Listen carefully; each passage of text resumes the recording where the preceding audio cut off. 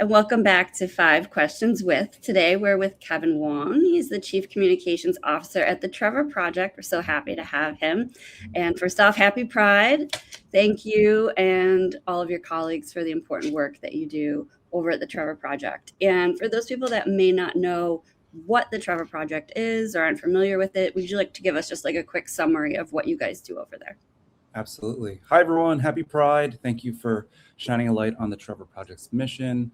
We're a suicide prevention and crisis intervention organization for LGBTQ plus young people, and our mission is to end suicide among LGBTQ plus youth. A very worthy cause for sure. So a lot of this, the 5 questions are going to have to do with Pride, just because the landscape has been changing over the past few years. Corporate Pride sponsorships shrinking. There's been a 65% drop in Fortune 500 companies publicly documenting their DEI practices this year. From where you sit, where I'm sure like partnerships and sponsorships are important. What does that mean for the Trevor Project, and how do you guys keep your mission visible when some partners may be going quiet? It's important for us to ensure that we're highlighting young people, right? Like they are our North Star. So anytime that we have a chance to get our messages of hope, support, our crisis services, our resources in front of young people, that's what we want to aim for. And so sometimes that means working with partners, corporate partners in particular, to amplify our message. And over the past few years, I think this is what you're asking about, over the past few years, we've seen some waxing and waning, but sometimes that is someone saying, my budget was slashed. There have been tariffs that are impacting our budget. Our organization itself is doing a pivot in strategy. And so there are these individuals, these people who really care about working with nonprofits, care about our mission. And so they have to deliver this news that's been handed down to them. So we're keeping that in mind for anybody who's watching this. It's like there are these people behind some of the partnerships that are coming from the corporate side that really want to make a difference. And sometimes those decisions have been made for them. And then at the same time, we're seeing this mix, right? So some people are saying, hey, we have to decrease or pull out of our support. And some people are saying, we see what's happening in the macro environment. And it's very important to us that we continue our partnership. It's important to us that we double our donations. Some of them have said that. It's important that we now do a cause marketing campaign.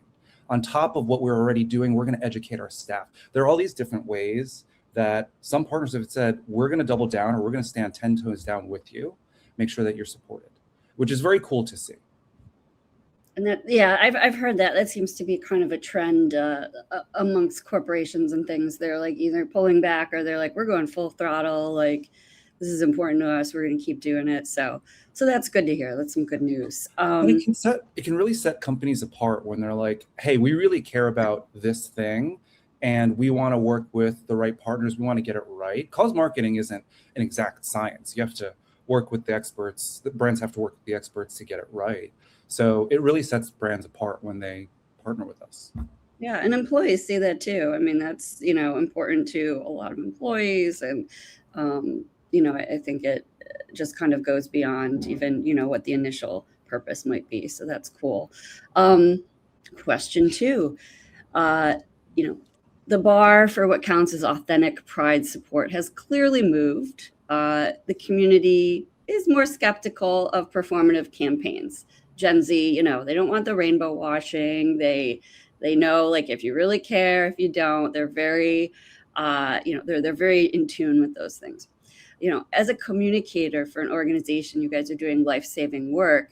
How do you help, your corporate partners and you guys find the right approach and what separates, real partnership and communication from what doesn't pass the test? Because you guys seem to be experts in that. We do our best to work with companies and corporations on mutually beneficial goals, right? So if we're going to partner together, we ask questions like, hey, what does support look like for your LGBTQ plus employees? What internal programming have you done, or what are you seeking to do? How can we help amplify what you're doing? And then externally, that's another opportunity area for a lot of companies that want to show support, but making sure that first that first wave of what we've secured internally, we've shored up internally, is really important, because sometimes a staff member is the person who's going to say, well, wait a second, why are we doing this external campaign with the Trevor Project when internally we have X, Y, and Z going on, or we haven't addressed these things? So that's very important to us. And at the same time, when you're working with a topic expert like the Trevor Project around LGBT plus youth, mental health, suicide prevention, that adds this layer of credibility to a brand that wants to say something to a community, right? If you are amplifying a message, maybe that's a cause marketing campaign, maybe that's trying to sell a specific product and there's a give back component to the Trevor Project. All of those are very helpful to connecting with the consumers that you're looking for. And at the same time, I think this is a good opportunity to say, I think the corporate support in Pride conversation has gotten more layered and complex, right? So if you remember years ago, it was, well, do corporations really have this spot? Do they deserve a place in celebrating Pride? And to that I say, it's complex, right? So there are these organizations that do really great work, like the Trevor Project, HRC, GLAAD. All of these organizations need resourcing. And they need people, boots on the ground. They need to make sure that they're advocating for the bills that protect our communities and advocating against ones that harm them. Things like that do take up resources. The other thing I'll say is some of these companies, they are made up of very many, like any company, they're made up of very many different types of people. And it is so important to anyone looking, especially young people are watching and paying attention. Anyone who sees a display of corporate support, especially if that corporation is investing resources in partnering with the Trevor Project, that can make a really big difference. That sends signals to people within the company, people who are partnered, vendored, contracted with the company, and the young people around that company. It's a very big deal. There's so many more stakeholders than you think about, for a Pride campaign or a partnership. So that's good to hear and to consider. More PR focused question, as they're all PR focused, but this one's kind of fun and great news for you guys. It's been a big Pride season for you guys. You have 2 timeless recognitions, Elton John Impact Awards. How do you, as the head of communications, make sure that kind of earned media momentum, translates into real awareness with the public, with your members, and action rather than just a news cycle? Because this is, these acknowledgements are important, and I think they can, go on beyond obviously Pride. Our CEO James Black, who joined almost 2 years ago now, when we found out that we were going to be honored as Time Visionaries, and that's the inaugural list of Time Visionaries, and then Time 100 Philanthropy.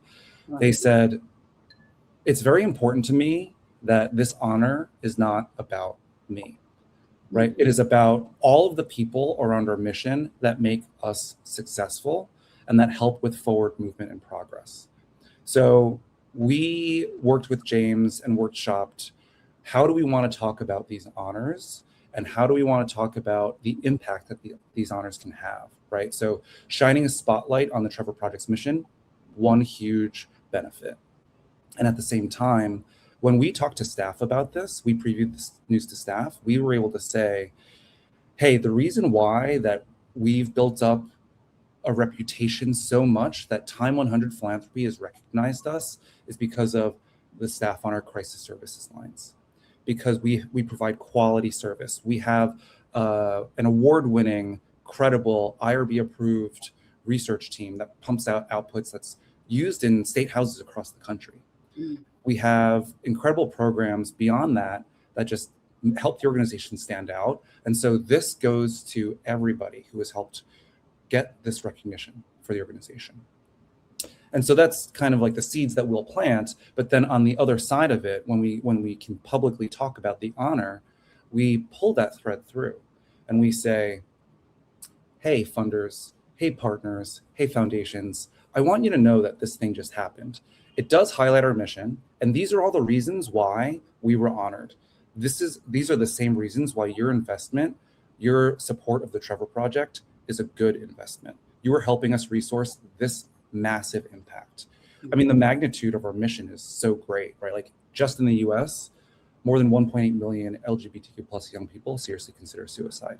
So that work requires year over year this fundraising effort that helps us resource just to serve a fraction of them, honestly. I think that's really interesting too, that, a lot of organizations will get awards or this and that. And, it's really up to the PR marketing department to kind of put it out there that, we won this. It's great. I think it's cool that you guys worked with your C-suite, your leadership to decide how to, put this out into the public. I think that's important and something not everybody does. So kudos to that. Question 4. The Trevor Project's Pride theme this year is always here, always forward, which has to carry a lot of weight right now. How do you guys showcase the joy of Pride, but also the urgency of the work that you do in the same message without, one kind of capitalizing over the other? Because Pride is joyful, but also you guys are, you're dealing with some serious issues. So curious how you go about that. Yeah.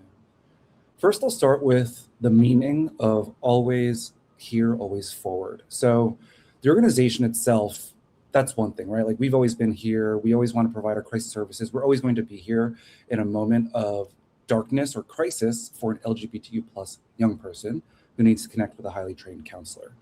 And at the same time, LGBTQ plus young people, and I'm not talking about excluding any of the LGBTQ plus community. I'm talking about every component of the LGBTQ plus community has always been here in every society going back historically years and years and years and years, right? And so our community has always bonded together. We've always supported each other. We've always found chosen family, and we're always moving forward together. So that's also a nod to that. So for the organization, always here, always forward, it's just like helping us carry that torch. Now you asked about joy and incorporating that into our work. So joy, or queer joy, is what we would call in the mental health space a protective factor for LGBTQ plus young people. So there are risk factors and protective factors. They may seem a little self-labeled, right? So a risk factor can increase risk for negative mental health outcomes, and a protective factor can reduce the risk for negative mental health outcomes. And experiencing queer joy is one thing, but then also showcasing it on our platforms where we reach more than a couple million people through social just alone. For us, being able to showcase queer joy shows young people who are watching, oh, I'm having a tough time right now, but when I survive and thrive, I can experience this. I know that life has queer joy in it. I see other people thriving in for instance, Pride March. I see all of the support from people who have come out in a Pride March, just cheering us on. And that's part of it, right? Making sure that people across the world certainly know that they are not alone, that they're supported, LGBTQ plus young people in particular. They have huge support networks. Sometimes they just have yet to find them. I love that. Sharing joy definitely multiplies when you do it. Last question, fun one. We always have a fun one. Just heard recently that your colleague Zach, we love Zach, yay Zach, is actually moderating a Trevor Project talkback at Wicked Pride Night. That's a performance. That's really cool. If you could partner with any piece of pop culture, film, a show, an artist for the ultimate awareness campaign, what or who would it be and why? I will answer this question, but first I have to say congratulations to Zach. Huge accomplishment. This was his second ever post-show talkback on Broadway. That's wild. We've done one with Every Brilliant Thing. Oh. We've done one with Cats the Jellicle Ball. That was also Zach. And we have one, so Wicked. And then we also have one planned with Aunt Juliet.